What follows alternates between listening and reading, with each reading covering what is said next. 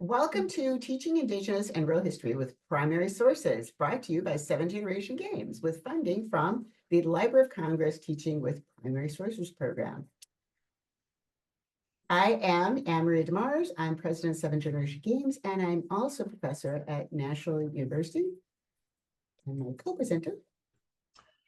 Hamadakyapi, Juliana Tekulave Machapi. I am an instructor at Sitting Bull College currently, but I've worked with Dr. DeMars on several projects, and this is one of them, and I'm glad to be here. Now, we had done this presentation live before, but we have recorded it because we know that some people had technical difficulties. Not everybody has high-speed internet, and also some people it was difficult to juggle around their family and work commitments to make the 2-hour live workshop. So if you would just drop into the comments so we know you better, your name, your school, and what you do there. Like, my name is Anne-Marie DeMars, and I'm an associate professor at National University, and I teach biostatistics and epidemiology. So there you are. If you don't feel comfortable putting in the comments, you can always email Juliana and I when you signed up for the class, which you will get credit for this, assuming you do the assignments. When you signed up, you also got our emails. Now let's start with why we are doing this. We have all, if you've been in school, had that experience of the students who are just not doing any work. They lay their head on their desk, they turn in blank worksheets, they don't come to school at all. Juliana and I and another researcher, Maria Burns-Ortiz, did a study funded by the National Science Foundation where we interviewed 125 teachers, and 44 of them happened to be from Indigenous students serving schools. All of them, wherever they were, their big concern was students who were just disengaged from the classroom. And this is a quote from an educator we met with a couple of years ago. He said, when I was in school, I learned we had a thriving culture of pre-European contact. Then we disappeared from history for 400 years. And if you read anything about Native Americans today, it's all about problems on the reservation and broken treaties, and where are the positive stories? Now, I'm not saying that we shouldn't teach about those treaties, that we should whitewash history and pretend everything was always great. In fact, we did a whole game that includes discussion of broken treaties with the Lakota and Eastern Shoshone and Northern Arapaho, and also what the Irish and Chinese were doing on the Bozeman Trail in the first place. So you can look at the Bozeman Trail, play that game, it's available free, but there's a lot more to Indigenous history than broken treaties, and that's what we want to bring forward. This is another quote from that same study that I mentioned that we did. You're in the heart of 4-H country, and yet when do you see any of these activities in a math problem? Quilting or beading or ranching or farming? And this is why personally I hated history when I was a kid, because it just seemed to be so boring. It was all names and dates. And yet one of the fabulous teachers that we interviewed said, history is more than that. It's what people did. It's the things they used. It's what they believed. This isn't really a radical idea to include students' interests in the curriculum, to make stories that include kids' daily experiences and interests. And there's a lot of research showing if you do that, that kids pay more attention. They're more likely to actually do their work. And I don't just mean, as Juliana always says, don't just stick a feather on it and say, now it's Indigenous content, or an ear of corn in the corner of the worksheet, and now we've addressed rural issues and interests. No. But at the same time, we realize that teachers need to align lessons with standards. And they also don't have a lot of money for extra resources. And both Juliana and I have been in the classroom, and we could tell you that teachers don't have lots of extra time to track down free stuff. Our agenda today is, number one, to learn about Library of Congress resources. Number two, review examples of Native American resources that can be used in teaching. Explore some resources that teachers can use to teach with primary sources. And then brainstorm ideas for a game that can be used to teach about Native American veterans from World War I to the present. And we have already started on that a little bit with the first workshop with the teachers in the the first session of this workshop, so I will also have that link below. You could take a look at it. Be aware, it is a very rough draft. And if you come to Standing Rock for the second workshop, we're going to be redoing the voiceovers and doing a lot more on it. Where to begin? The first thing we're going to do is have you pause this video and go to the Library of Congress site right here and just poke around for 5 minutes. So you're not like me and you don't have 100 tabs that you're going to go back to later and never do. Stop right now, go to this link, because personally, I never ever think I have all the good ideas in the room. Be prepared to come back with one image or link or blog post or lesson plan, whatever it is that you saw worth visiting. And again, you could post that in the comments below, or you can email it to me or to Juliana, because this is how we track that you actually watch this. And this is how you get funded to show up for the workshop in Fort Yates if you would like, that you have done watch the first video, you've done the assignments. We are going to pause right now. All right, we're going to pause right now so you can go to this site. Go there and just explore.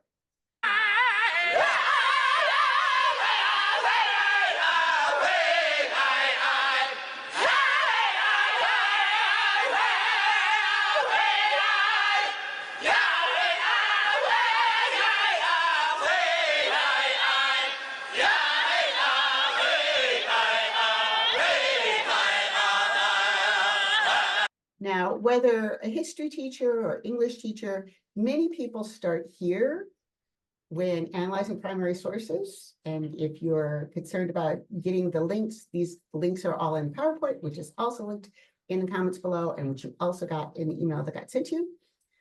So this is the primary source analysis tool that you as teachers, you can give this tool to students to start analyzing, asking. They could start at any point in this tool questions they have when looking at a primary source, what are their reflections about it, what do they observe about it.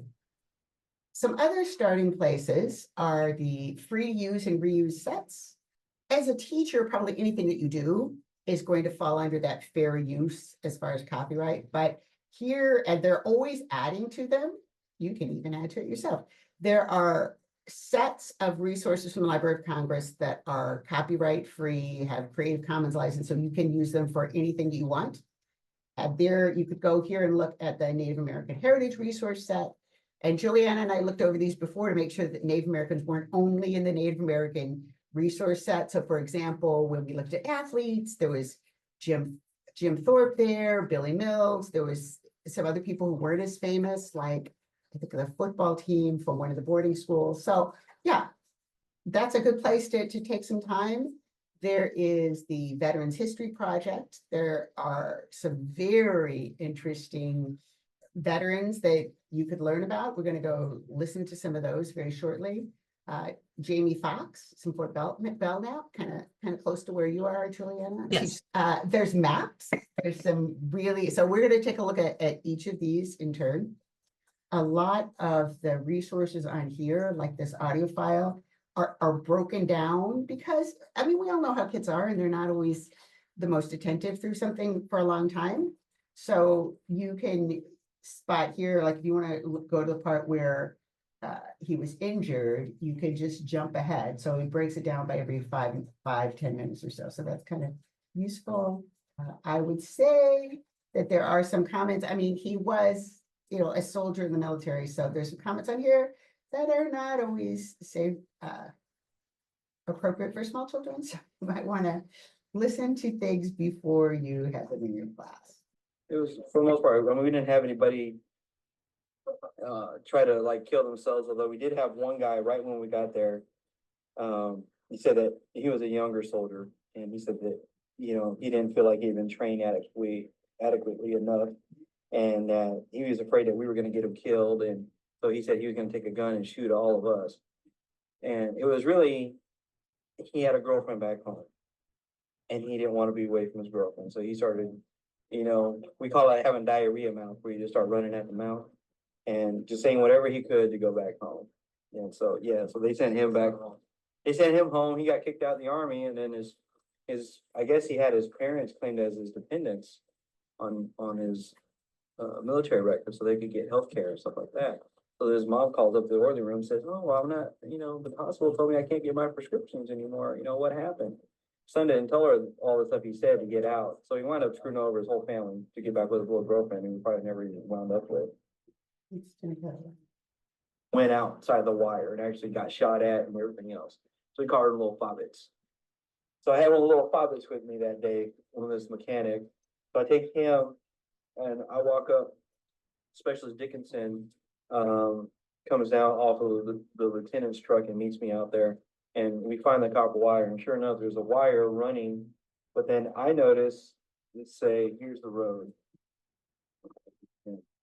Say, I noticed that the wire is coming and then it branches off like this. So you have a main line here and two wires going out.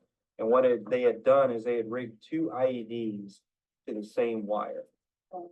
So what they had intended for was a dual explosion at the same time, a coordinated explosion of both IEDs, which we call daisy chain, the daisy chain explosion. And they've done this in the past. They'll take 3 or 4 IEDs, hook them all up, because I told you we have that distance between vehicles.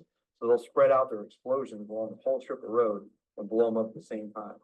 So it takes out the whole entire piece of road and everything on it. So that's what they did this day. So they had one up here that my lieutenant saw, and there was another one down here.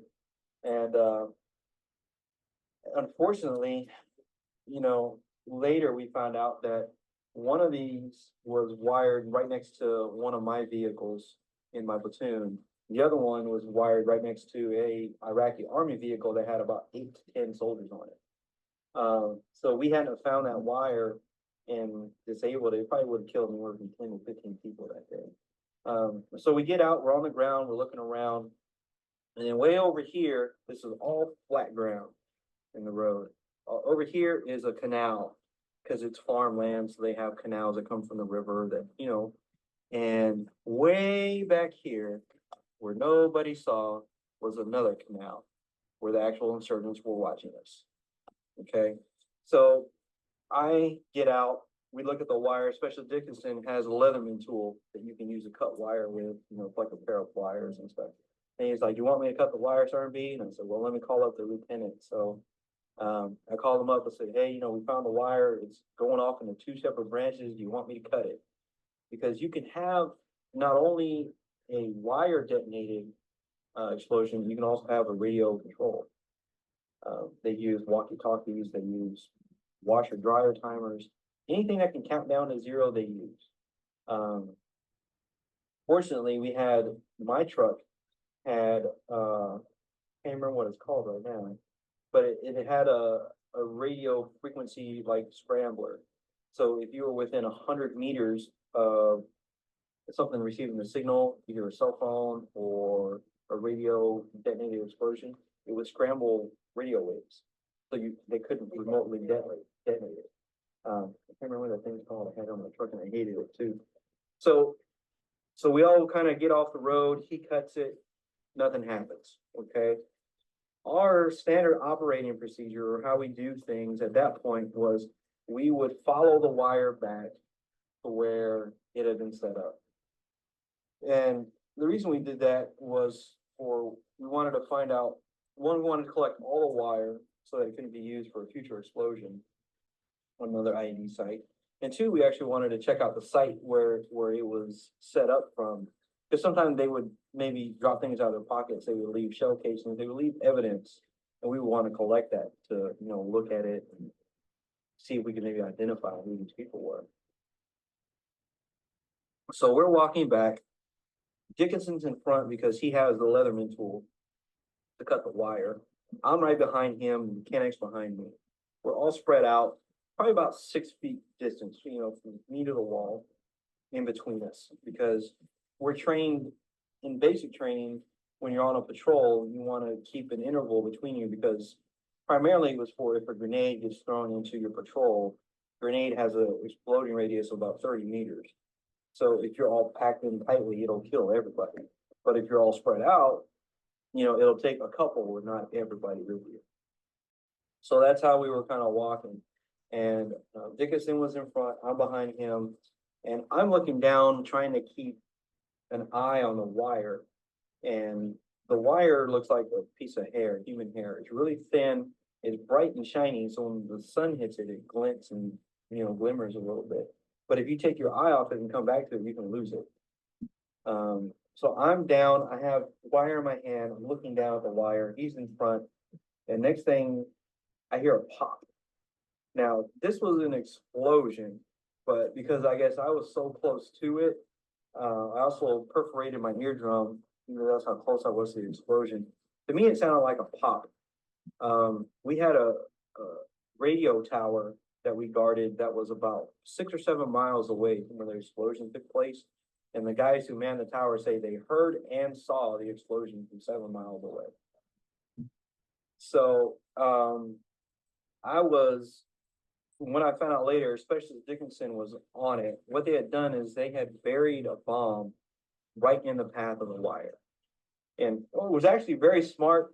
I can be a fan of enemy tactics, and these were pretty smart guys, because it's a natural way for them to escape, because you injure the guys who are coming back to find you, and they can take off, and we're all worried about the guys wounded instead of worried about the guys that got hurt.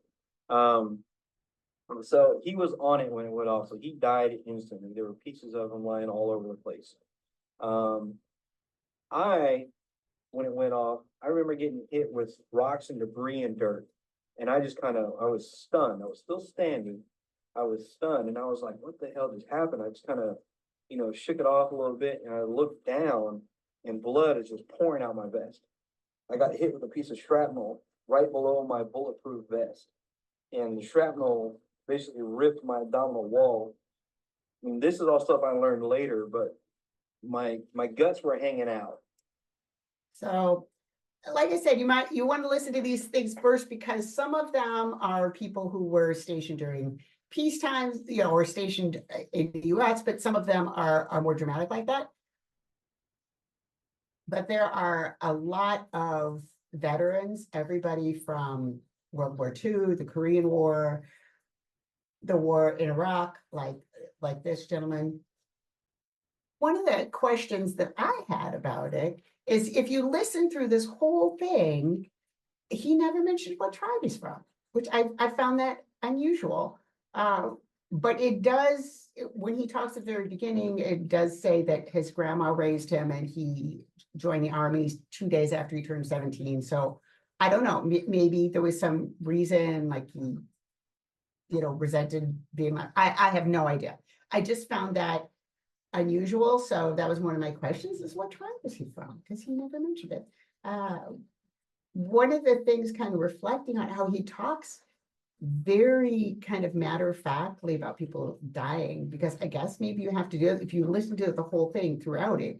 Like he talks about, you have to be spread apart, because if they throw a grenade in the middle of you, you won't all die. And this person was right in front of me, and so he died instantly. So that was just something I'm thinking, maybe you have to be able to accept the fact, if you're in that situation, that it's possible that you will die. It's possible that other soldiers will die. He talks also in there about how you can't just think about that all the time. You just be paralyzed with fear. So did you have anything to add to that, Juliana? But I was just going to mention what you've already had mentioned. Some of it's printed graphic. It's kind of for older students, so it's a good idea to preview the whole thing before you share it with students. Yes, there also, you listen to the whole thing. There's parts you'll have to listen to the whole thing. But yes, there are parts that I definitely would not use with like 4th or 5th graders, maybe even middle school. There are others where they were, like Jamie Foxx, I think, was stationed mostly stateside, and she just talks about being in the military and working on planes. There's a gentleman who was in Vietnam, and he doesn't talk about that too much, but he does talk about coming back and drinking, and then stopping drinking and being on the tribal council. So as you saw, there's the image sets, in the free to use sets. There's the Veterans History Project that's got audio recordings and video recordings. There are a lot of variety of things in the Library of Congress. For example, this map I found really fascinating.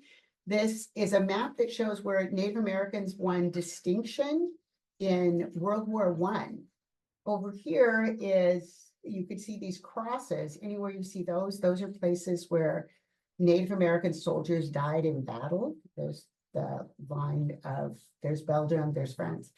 And these little stars are places where Native Americans won military honors. And this is said, there's 28 out of the 32 locations where they won distinction are on here. So this is pretty impressive. And one of the reasons that this is amazing, if you're a history teacher, you probably know this, that the Indian Citizenship Act wasn't passed until 1924, which is years after World War I ended. And part of the impetus for that, when you look at some of the speeches in Congress, was that how can we, in any kind of good conscience, say that a third of Native Americans are not citizens when they're over here fighting and dying for the country and winning all these military honors.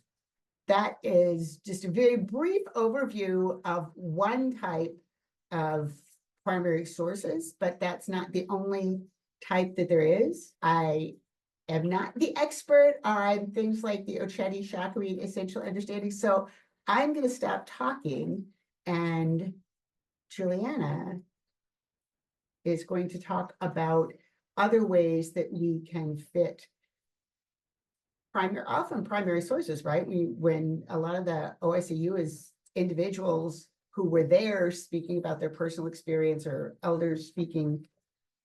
Well, you know more than me, Juliana, so I'm gonna stop talking and you're gonna talk about this because I don't know very much. So it's all you.